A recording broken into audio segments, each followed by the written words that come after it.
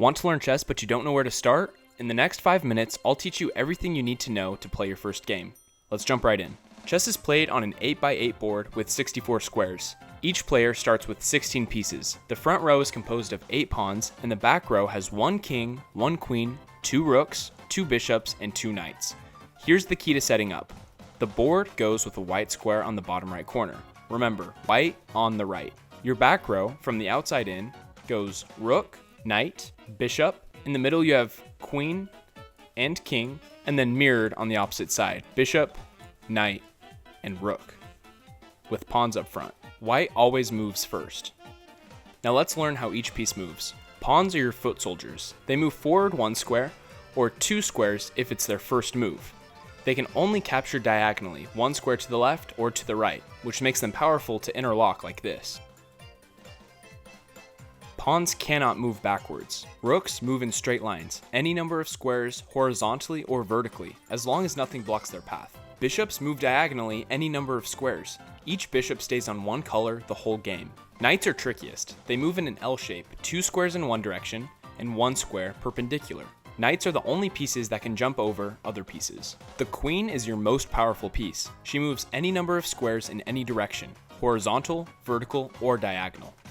The king moves 1 square in any direction. He's the most important piece because if you lose him, you lose the game. There are 3 special moves you need to know. Castling lets you protect your king and activate your rook in one move. You move your king 2 squares towards a rook, and then the rook jumps over to the other side of the king. You can only castle if neither piece has moved, and there are no pieces between them, and your king isn't in check or moving through a check. So if you're castling king side, it looks like this, and to castle queen side, it looks like this. As I stated, you cannot castle into or through a check. So in this example, you cannot castle kingside because the king would be in check from the bishop. However, you are allowed to castle queenside because the king does not go through a check or end in a check. En passant is a special pawn capture. If an opponent's pawn moves 2 squares forward and lands beside your pawn, you can capture it as if the pawn only moved 1 square.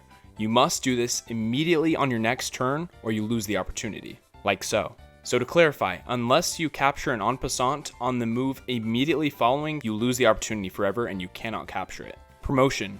When a pawn reaches the opposite end of the board, it transforms into any piece you want, usually a queen, so you can have multiple queens this way. In some situations, it is advantageous to promote instead to a knight, bishop, or rook. As we can see here, it would be advantageous to promote to a bishop, and that gives us the checkmate. A tip for beginners. As opposed to promoting to a queen, consider promoting to a rook. With a rook and a queen, it is much easier to checkmate as opposed to draw.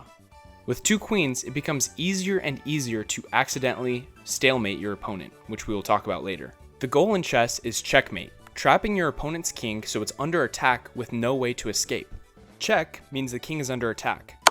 When in check, you must get out by moving the king, blocking the attack, or capturing the attacking piece. Checkmate happens when the king is in check and has no legal moves to escape. Game over. You can also win if your opponent resigns, which is giving up when the position is hopeless. A game can end in a draw in several ways. 1. Stalemate, where your opponent has no legal moves but isn't in check. Insufficient material, which means there aren't enough pieces to checkmate. Threefold repetition, which is the same position 3 times in a row. Or the 50 move rule, which is 50 moves without a pawn move or capture. Here are 3 basic tips to get you started. 1. Control the center. The 4 squares in the middle of the board are prime real estate. Pieces there control more of the board. 2. Develop your pieces early. Get your knights and bishops out, castle your king early, and connect the rooks. 3. Think about every single move. Ask yourself, is my king safe? Am I protecting my pieces? Can I attack something valuable? And that's chess. Now you know enough to play your first game. The best way to improve is to play, so grab a board, find an opponent, and start practicing. Good luck, and may your games be brilliant.